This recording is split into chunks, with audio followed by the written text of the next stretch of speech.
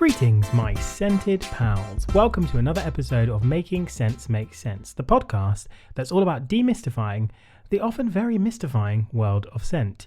Here, we are all about making fragrance fun and accessible, with things like snobbery, gatekeeping, and general BS fully banned. I am Thomas Dunkley, and I am a scentaholic.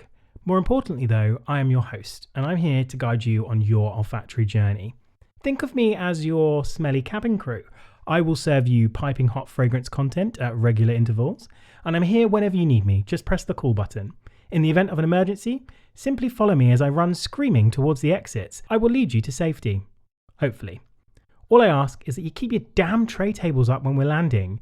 Honestly, I really don't ask for much. Today's episode is all about AI, a hot topic that we're often hearing about in the news. It's something we've seen grow as a creative tool, which can be controversial to say the least. And I know that in the fragrance industry, there has been some dabbling with AI as a tool when developing fragrances, but whether that has any longevity is still to be seen. But I'm not really interested in AI replacing creative endeavors. I'm more interested in seeing how it can be utilized to improve consumer experience, to make things easier. That's an idea that certainly piques my interest. There really is so much interest in perfume now, which is massively exciting. We're seeing a huge rise in discussion about the subject on social media. Frag Talk is popping off daily, as the kids would say, with fast-moving content that is driving a huge amount of productivity in the industry, which in turn is creating more and more and more perfume. But so much perfume creates challenges for consumers. How do they know where to start when they walk into a store with hundreds of brands and thousands of fragrances? How do we start a meaningful dialogue between retail staff and customers when there simply is so much perfume out there to try? These are questions that today's guest might have the answers to. Today, I'm talking with Ben Janoušek, CEO of KAORIUM. Now, if you've been listening to the other episodes in this season, which I hope you have, you'll have heard of KAORIUM before. They've very kindly sponsored the podcast for this season, and I'm really excited to have their support because we align on some real key missions, namely making perfume accessible and utilizing language to connect scent lovers with new fragrances. In this episode, Ben and I talk about how KAORIUM approaches these missions through their large language model powered tool, the Scent Sommelier, and it's a fascinating insight into how technology is changing the industry in truly unexpected ways. So let's get straight into it. Fasten your seatbelts because we're ready to take off.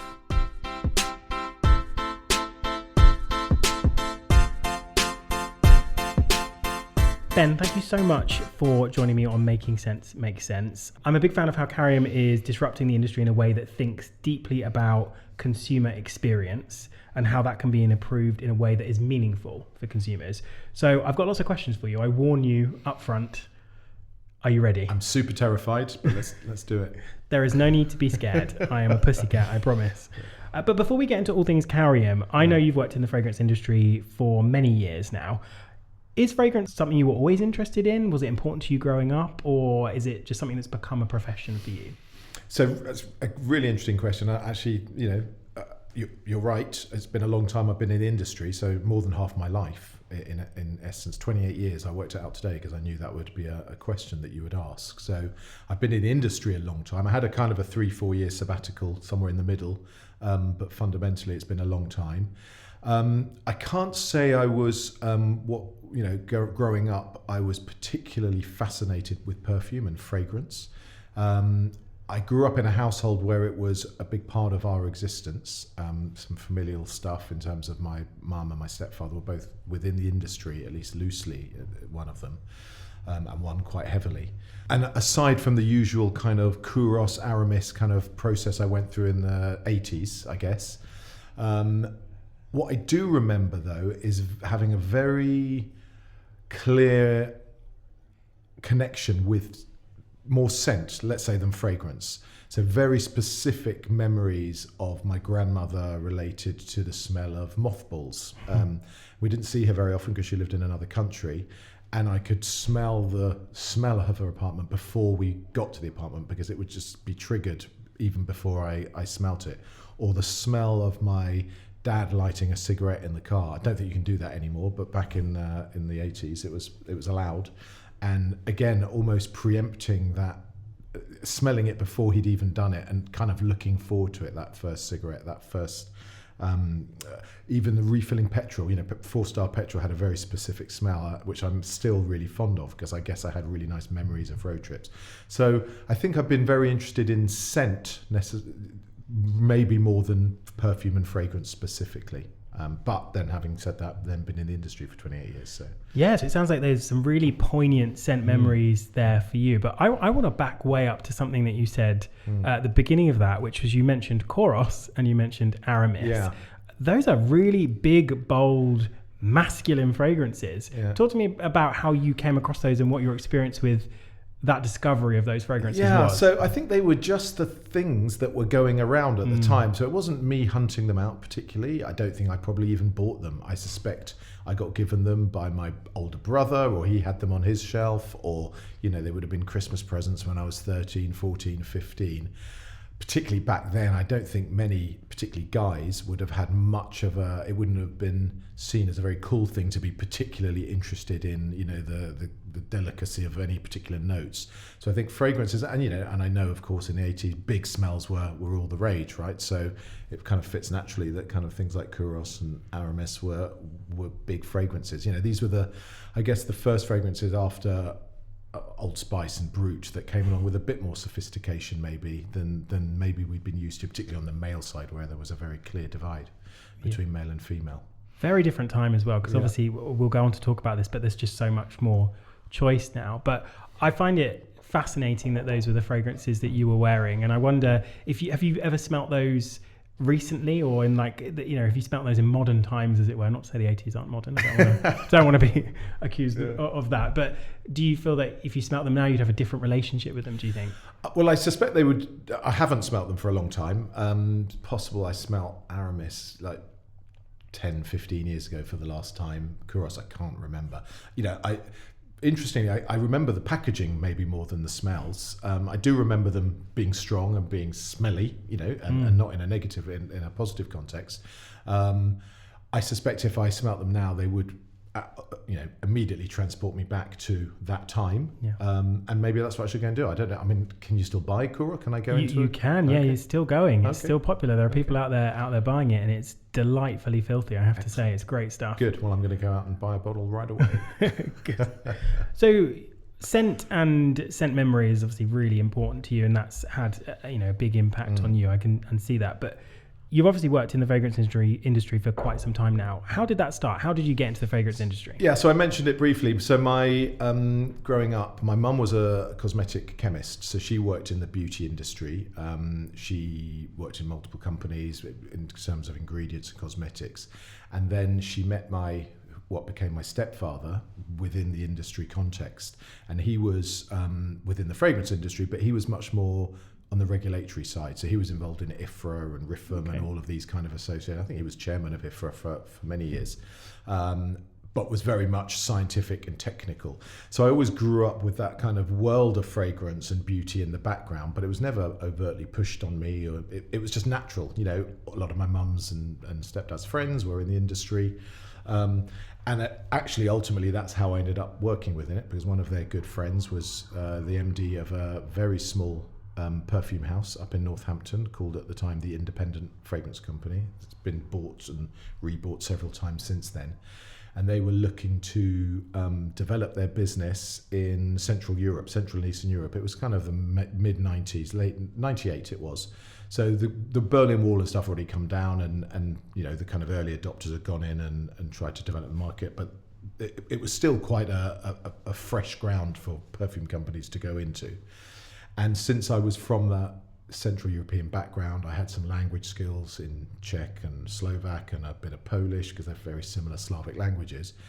And they were looking for basically a sales rep to go out and help develop that market. So I was working at Foxtons at the time as an estate agent, my first job out of university. I did a year and a half there, and then had a conversation with this guy called Ray Sutton, who'd worked at Firmenich and a lot of the other big fragrance companies, but on the sales side, and ended up going to work for him. And frankly, haven't looked back.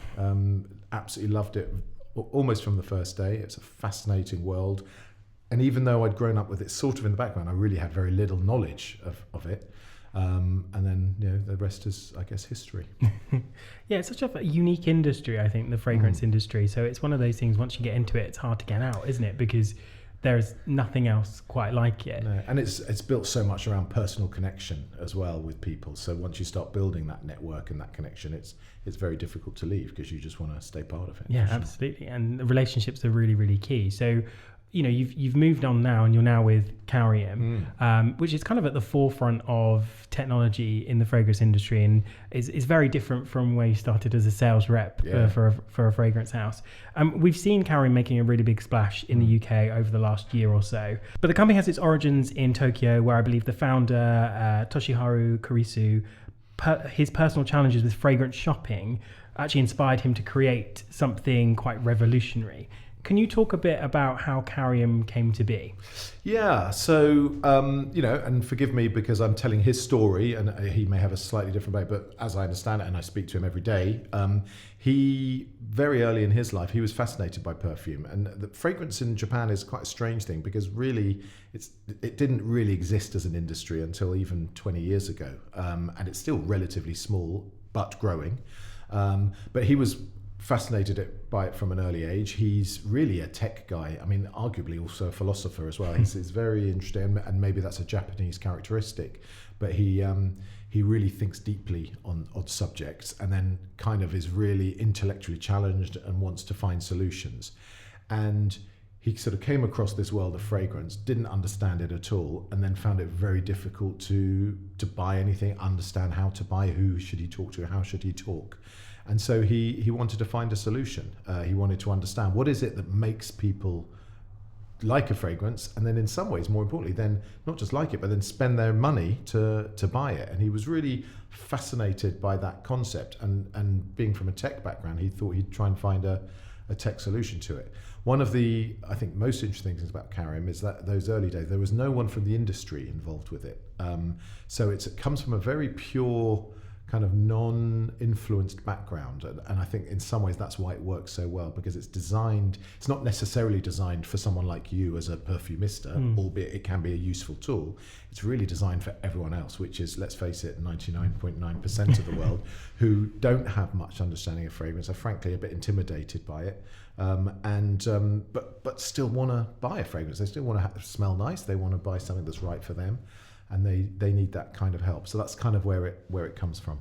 Yeah, it comes from a consumer's perspective. It's built by a consumer who's trying to solve a problem, which makes it I think, an interesting piece of technology. I think it's interesting you talk about Japan, because we don't think of Japan as a center for fragrance. I know it's much more prominent now. It's a growing market. I remember going to Tokyo in, I want to say 2014, 2015, and obviously I thought, well, I'm on holiday, I'm going to find as much perfume as I can and bring it home with me.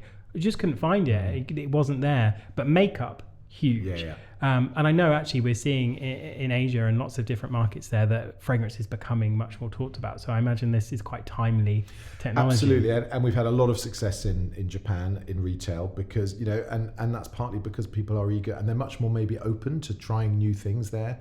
I guess one of the challenges for the UK market for us is that it's a very mature market. A lot of people do understand it. There's a long history, and it's arguably quite conservative. So trying to bring in sort of a new technology, especially if we mention the dreaded words AI, can be one of the challenges that we face. But I think when we get a chance to talk to people about it and what we're trying to do, people are won around by it. And maybe you're one of those, and there's certainly other people who are in your position who kind of realize it's actually a really good solution. Yeah, I can see it working really well in an environment where there isn't, this overwhelming amount of perfume that we have here, and also where I suppose the consumer is perhaps a little bit less educated around fragrance than we are, who we are socialized around it for a lot longer. And at the core of this technology, which is called the Scent Sommelier, there's a large language model. What is a large language model, and how is that utilized in the Scent Sommelier? Yeah. So in the context of what we're doing, it's really a kind of, I guess, a semantic interface. It's a way of using and understanding the words that a consumer uses, an ordinary consumer, rather than fragrance language, and trying to link that to fragrance and fragrance notes. But rather than describing something as a floral fruity, it's trying to find context and emotion from those materials. So it's trying to help people to articulate what they like in a very natural way, rather than having to understand that kind of quite unique language of fragrance, which, by the way, is very subjective anyway, right? And very broad. So if I say to you, I like a floral, that can mean literally millions of different things, not just your interpretation of floral, but how many different florals exist. So it's really about trying to help the everyday consumer communicate that need and desire, and using language to connect words which maybe on the face of it don't feel like they're connected, but actually if you take the helicopter view, there is a connection between those words. Yeah, this is the biggest challenge, I think, for consumers or for people who aren't talking about fragrance day in, day out, is that we have no set language for smell.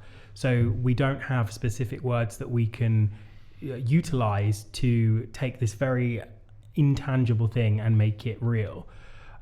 So that's a huge, huge challenge. So how does KAORIUM ensure that the language within that model is relatable and accessible? Yeah, and that's the core of it. That's the core of what it's trying to do. It's translating emotions and experience into normal human language. You're right, there isn't a language, but we kind of insist there is. And when you go into any store, you first, often, or 95% of the time, they'll hit you with, the beauty advisor in there will hit you with, what kind of fragrances do you like? And they're expecting an answer like floral, fruity, ozonic, aldehydic, whatever that means. Or even worse, they might say to you, do you like aldehydics? Well, most people think that's probably formaldehyde or something really, really horrible. So, it's about how you can actually make people understand your language of fragrance. And that's what KAORIUM does at its heart, is it takes your experience and helps you to navigate through kind of all the different styles and types of fragrance to a fragrance that not just is right for you in general, but right for you for a particular context. I think you've used it, and if you remember right at the beginning of the journey, it asks you for a context. What do you want to do? It might be, I want to feel confident and chic. So you push confident and chic, and then it starts a journey to try and understand, well, what does that mean to you? Because that could mean something very different to me than it does for you. So we all kind of have our vocabulary, but KAORIUM helps you to make it international, as it were, so that it's like the babel fish of fragrance choosing. Yeah, it's the translating those thoughts and feelings and emotions and experiences into language. And what I like when I've used the software, it kind of starts with, I know it's not your prompt is not this, but it kind of asks you, what's the vibe? What are you looking for? Are you wanting something to feel kind of sensual? Are you looking for something for confidence? And I think we never ask that question in a retail setting. We would normally say, what type of fragrances do you like? Or here's our bestseller, or what's new. I think it's good to kind of ask someone, well, what do you want? What is it? What are you looking for? In a way that makes sense. Because then I sit there and go, I don't know what I want today. I think I probably do want to be a bit confident. So that's interesting that's the starting point with it. Yeah, and it's really a much, forgive me for saying, a better discovery journey, because as soon as you start closing off options for people, do you like florals? Well, a lot of people just say, no, I don't like florals. Okay.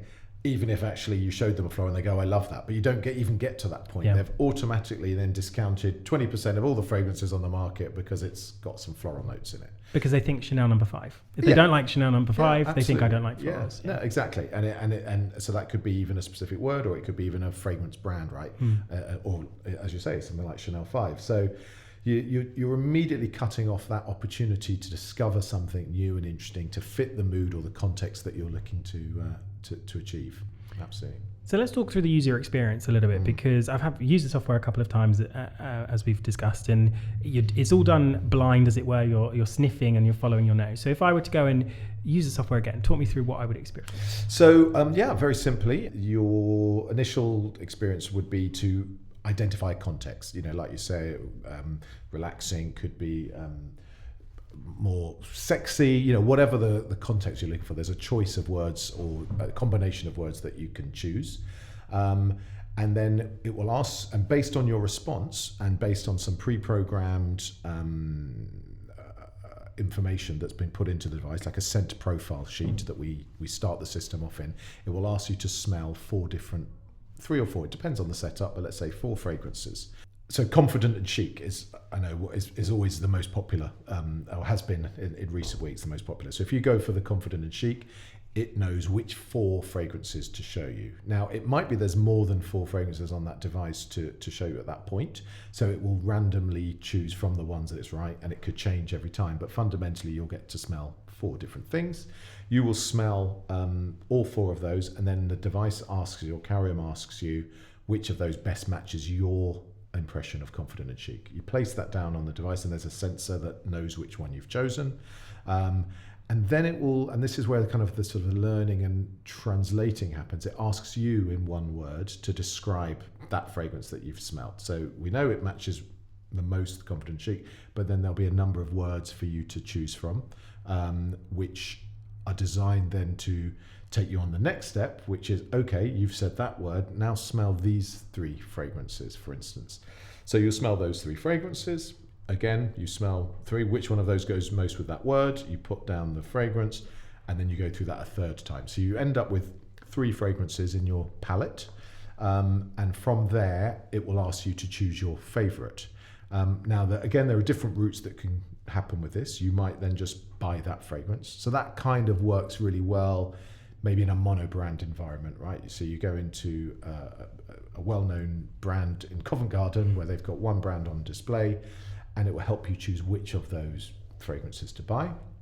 Or in a multi-brand environment, it might then suggest, well, you could buy this one, but you might also want to try X, Y, and Z because they're in a similar olfactory category, which might also fit with your requirements that you need. Then you have an opportunity to scan a QR code. It can give you more information about each of those fragrances. It could take you to an e-commerce site as well. So there's lots of journeys that are possible from that point onwards based on that kind of information at the end. So it's a lot of technology that's kind of taking you on quite a straightforward journey to make it as simplistic as possible. And from my user experience, so I can only go from my experience, and that is as someone who knows a lot of fragrance. What I find really interesting about it is that it always takes me to something unexpected, which I think is not what I thought it would do. I thought it would reaffirm my own opinions about what I liked, because I know so many fragrances, and it made me realize that I'm often drawn to the brands that I know. And there are some brands where I might not be particularly taken by the packaging, for example, or, I may not know, I've heard of them before. So you don't necessarily gravitate towards those. So I think there's a really important thing here about removing that bias from the process. Is that a key aim of the technology, to simplify things in such a way that consumers are just following their noses? Yeah, I mean, it's definitely deliberate that it's brand agnostic, at least visually agnostic, and the focus is on the smell because, don't get me wrong, packaging is really important, bottles are really important. So I understand that's all really important, but ultimately it's a perfume, and a perfume is a perfume, and it has a smell. And I think you're right, because often, even some of the scent discovery processes I've seen in store, whether they're digital or not digital, it's, well, what do you like the smell of? And therefore, why don't you try this? Again, it really limits you in terms of what you might discover. And so one of the things I loved about KAORIUM is that it really makes you open up to the smell. No language, no words, no ingredients. It's just, is this the right smell for you at this point? Is it in the right area? And then you go on for there. So it kind of encourages this sort of curiosity. I love the way you say you're surprised, because it's definitely designed to surprise you a little bit. And it's really about following your nose, and not about so much about the marketing, albeit in a way, let's be honest, it's a marketing exercise in its own right. But it's really back to basics in terms of just smell. And like or don't like, Don't liking is just as important as liking. Yeah, I think it is, and it's really refreshing to have it simplified in such a way that when you're smelling a fragrance, you're not expected, I suppose, in any way to have any knowledge about it and to say, well, I think this is X, Y, and Z, because famously there is no right or wrong in perfume, we must remember. But also, you're just asking yourself, do I like this or do I not like this? And that answer, either yes or no, will help you on that journey. And one thing you picked up on there that I think is really notable is that fragrance notes are completely absent from the language that's on screen. Do you think that notes or materials help or hinder consumers? I'm not sure either. I mean, I think they're useful for some people and less useful for others. I mean, I heard an example the other day, but there's like an ingredient called benzyl acetate, right? It's a chemical ingredient. If you show that to 2 different people, or let's say 100 different people, a percentage of those, maybe 30%, will say that smells like bananas. And then 70% might say that smells like nail polish. Now, they're both right, but it's all down to context. So you can have exactly the same material, but you'll get two completely different answers. So me saying that smells banana-y isn't, and I read bananas are really popular this season. Usually, yeah, there's a whole banana trend going exactly. on. Yeah. I'm not sure where that came from, but I assume benzyl acetate is used a lot in those fragrances. It's just so subjective. What smells of what, and then even if you in your head you're smelling, so how do you describe that? That smell. So and I think also sometimes those ingredient lists, where you got the top notes of this and middle notes of that, basically that can be quite intimidating and even misleading. You might say it says I don't know, it's a green top note, and you don't notice any green. You go, well, am I wrong? Am I smelling it wrong? It could actually put you off. So again, by not having those notes, it really just makes you focus on how it makes you feel rather than what you should be smelling. And I think that's the sort of the crucial element we're always keen to talk about when it comes to fragrance. And one of the sort of interesting things is how, and it's a bit technical, but we've just had a study released in Japan. Tokyo University did a study where they used KAORIUM as a kind of a device to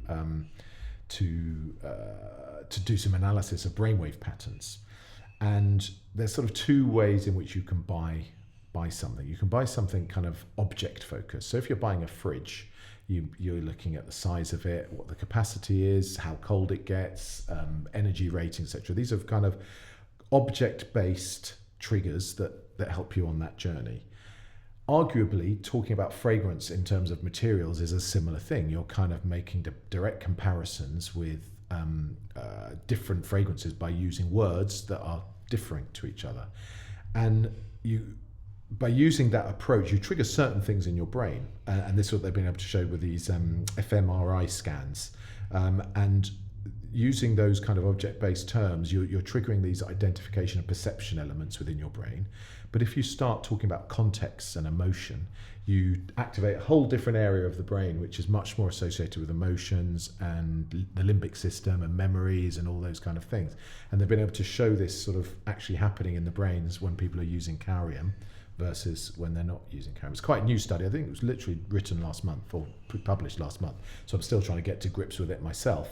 But it's really fascinating that there's this kind of, and by creating that stronger brain link with smell, memory, actually that builds a whole kind of level of loyalty, not just about a particular fragrance, but even the experience where you have that experience. So by having that experience in a store, it creates that kind of almost warm, nice feeling, which may help you go back for more and try different fragrances, etc. Sounds like a bit of an advert for KAORIUM, but it's absolutely true. And there's this paper has been published, so it's really interesting. Okay, I'll definitely seek that out. I'll share it with you. Thank you very much. Just made my life a lot easier there. Yeah. Thank you. I think you're right. I think it depends on the consumer, doesn't it? I think you have a very informed consumer who materials will be helpful. But I think you'll also have consumers who won't recognize the names of materials, but also it can be quite a big barrier. One example that I often use is patchouli. People always say they don't like patchouli until you give them a patchouli fragrance to smell and they go, oh, I like that. Yeah. So it can sometimes, because every fragrance is different, the notes are marketing materials in a way, how that patchouli is used or how it comes across in a fragrance really vary. So and how it's mixed with other materials, right? I mean, that's good. So patchouli was like really famous in the 70s, right? Kind of that incensey, just sticky smell. Body Shop did a fragrance or a whole range called Hemp, which was like overloaded with. In fact, we were involved in that in the fragrance business I was in, and it's a very specific smell. But if you mix it, say, with a rose, it gives a very different effect. And but you might say I don't like patchouli, but that doesn't mean you don't like patchouli. It just means you didn't like it in that particular format. In that format, absolutely. And what you've talked about there around emotion, I think, is really, really key. So fragrance, as we know, is such an emotional product and people really connect with it on that level. So how can the technology like the Scent Sommelier factor in something inherently human as emotion into that process? Well, I think so I don't want to make too much of the AI element or the technological element, because in a way that kind of doesn't matter, and actually it can put people off because they think, oh, well, don't bring technology into my fragrance. And really, what it does is, what it is just a tool. It's just to help you to connect your emotion with the fragrance. It's purely what it's doing. It's a shortcut to that process, and I don't even think there's a long cut to it. How do you connect a fragrance with an emotion other than by smelling 8 million different things, and eventually you might find the right, was it 7,000 fragrances were launched last year? Yeah, I think so. 9,000, something insane. You can't possibly go through that process. And so, KAORIUM is really there, like every other technological tool that's been invented, is to make things, or the idea of them often is to make things easier. When the telephone was invented, there were people who didn't like the telephone, but can you imagine? Well, we felt we don't even use telephones anymore. We've jumped telephones now, absolutely. And we're into other forms of messaging. But the principle is that it's a tool to help you. It's not trying to create anything. It's not taking away from creativity. It's designed to help you understand the link between a smell and a fragrance and your emotion, but that's unique to you. Everyone has their own unique combination. So that's what it's kind of trying to do, and I think is successful in doing, and the more people that try it, I think would agree as well. And is the kind of the technology learning with every customer interaction, it's building those links together to make a richer experience. Exactly, and it's responding to feelings. It's not trying to stimulate feelings. It's trying to respond and understand. So I think that's really a crucial difference. It's not trying to push anything on anyone. It's purely trying to understand. I smell that. I think of that, and that's personal to you. Of course, there's some. There's a fundamental kind of, that's a florally note rather than a woody note. So there are principles that are important, but from a KAORIUM perspective, it's really it's a translator. It helps you translate fragrance and emotion together and context. And you're currently in 2 locations within London. So you're at the Thameen counter in Selfridges on Correct. Oxford Street, and also the niche boutique Parfum La Danse in Richmond. So how versatile is the technology when it comes to covering fragrances from a single brand or multiple brands? I think you said mono-brand. That sounds better than single brand. But mono-brand. That's the term I've sort of used. I don't think I coined it. But well, it's official. You heard it first. Ben has coined that term. So, I mean, it's equally versatile. So, as you quite rightly say, the Thameen is a mono-brand environment, so it works really well in that because, I think I can't remember how many fragrances they have in total, but it's certainly over 16, probably 20 odd. So it will help you choose which one of those. You've seen it before, I've seen it before. You go in, you ask to smell some things, you end up with 38 smelling strips in your hand. You don't know which is which. Your head hurts because you've smelt too many things. This is a really way of narrowing down. I've kind of made a decision I'm going to buy from Thameen, or maybe I haven't, but this is certainly going to help me make that decision. And then you go in and you go through the process and it will choose a fragrance. In a store like Parfum La Danse, which is owned by, I think Daria very well, she has this amazing knowledge and passion for fragrance in her own right. So for her, the experience is about kind of almost starting that conversation and helping people to choose across multiple brands. And you can set it up in many different ways, and it can work equally mono-brand and multi-brand and everything in between. Yeah, and that's something I talked to Daria about when I was visiting Parfum La Danse. She said something really interesting to me. She said that it wasn't always about the customer buying the fragrance that ultimately the technology recommended.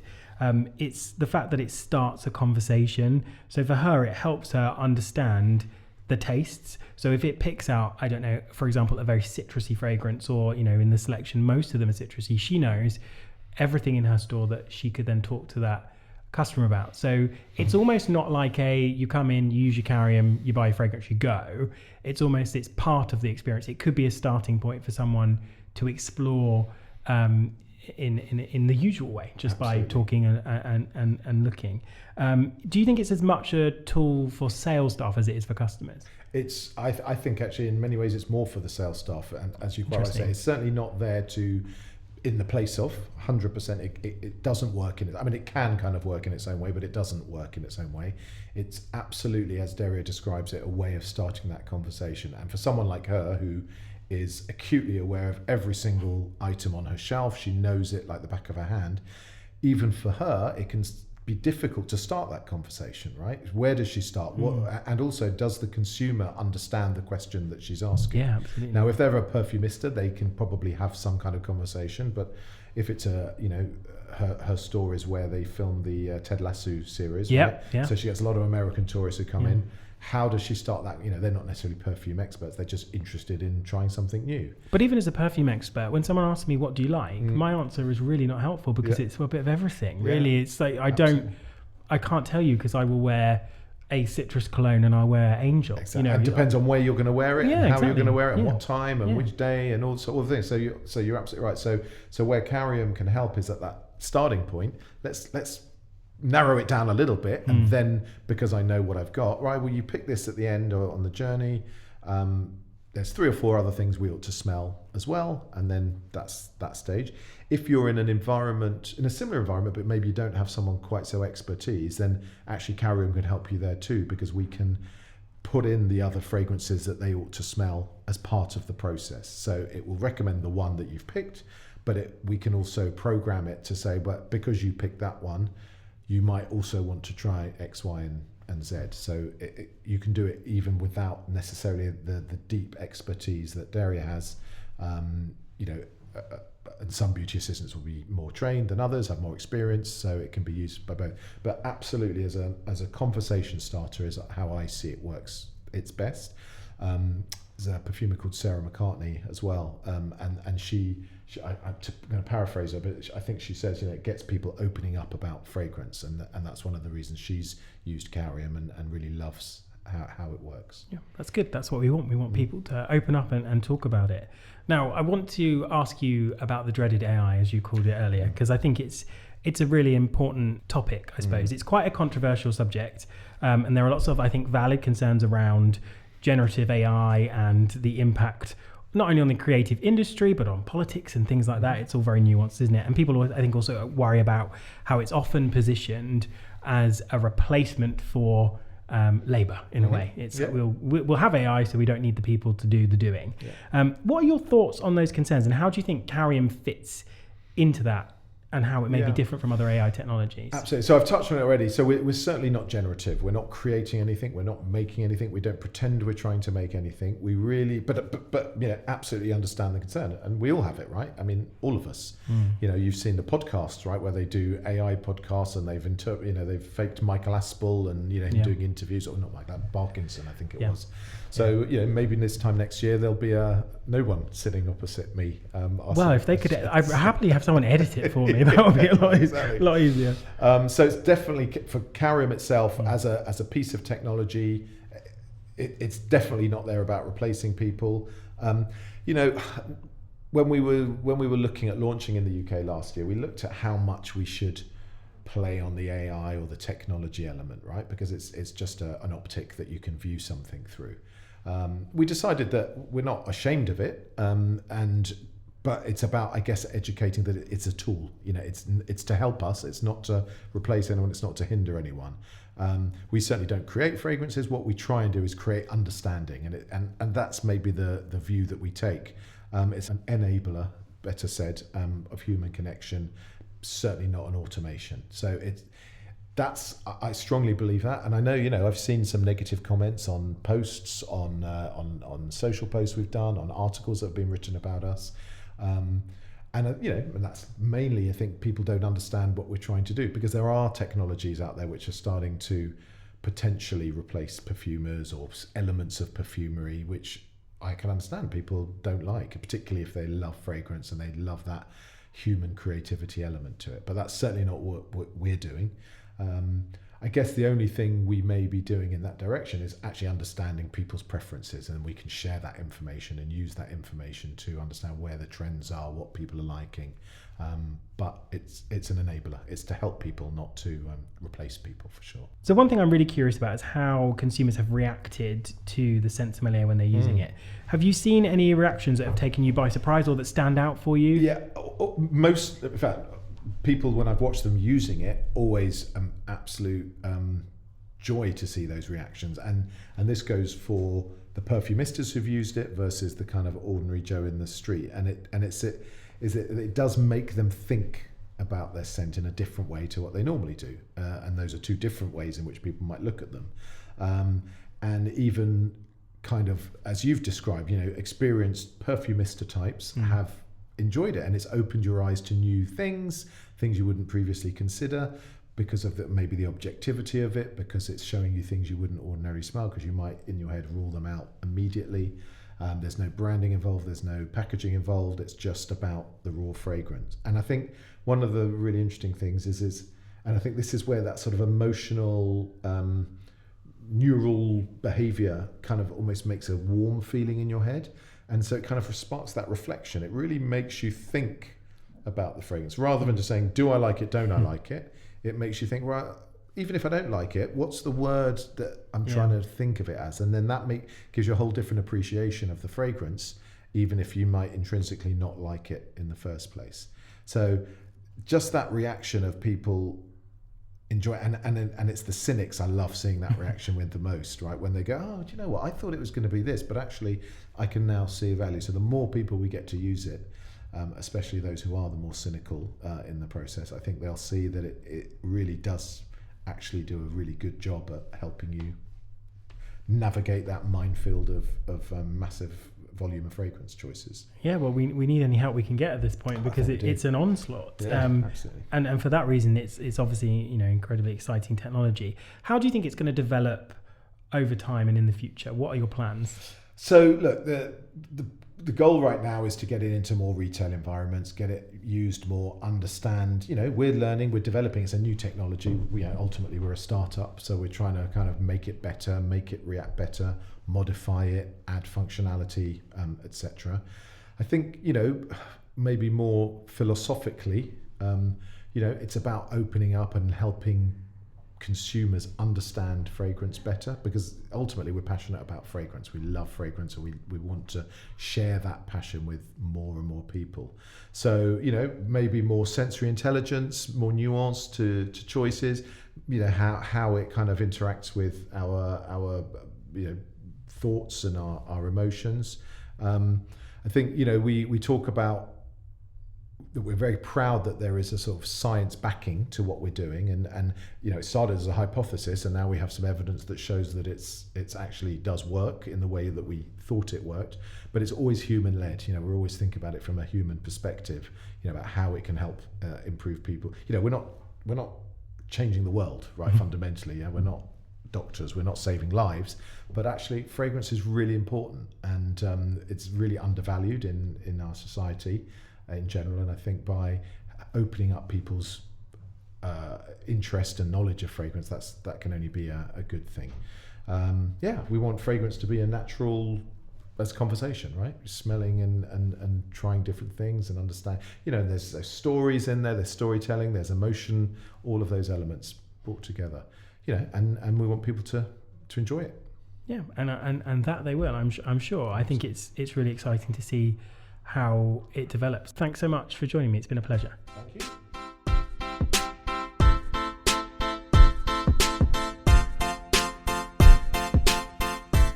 My first encounter with KAORIUM was at Barnes Fragrance Fair earlier this year, and I had a chance to have a play with the scent sommelier, and I was really impressed with not only how organic it felt, but how emotive language was at the heart of how the technology guided me to each fragrance. I think there's something to be said about the experience of smelling fragrances in isolation. Packaging and storytelling are really important, of course, and they both really enhance the experience.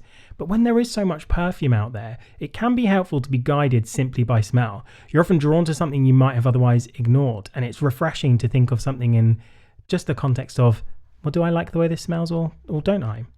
It's interesting, and I'm keen to see how KAORIUM and the scent sommelier develops over time. I think there are exciting things in store. You can find out more about KAORIUM by visiting their website, www.kaorium.com. That's KAORIUM.com, or by following them on Instagram at discoverkaorium. I'll put those details in the show notes for you. That's it for this week. I will be back once again next week with another exciting episode. So do be sure to check in early and join me on yet another exciting olfactory adventure. As usual, I'll hand over to our guest to tell us the fragrance they have an emotional connection with. After all, fragrance is an emotional art form. If you want to follow me on Instagram, you can at Making Sense Make Sense. But for now, it's over to Ben.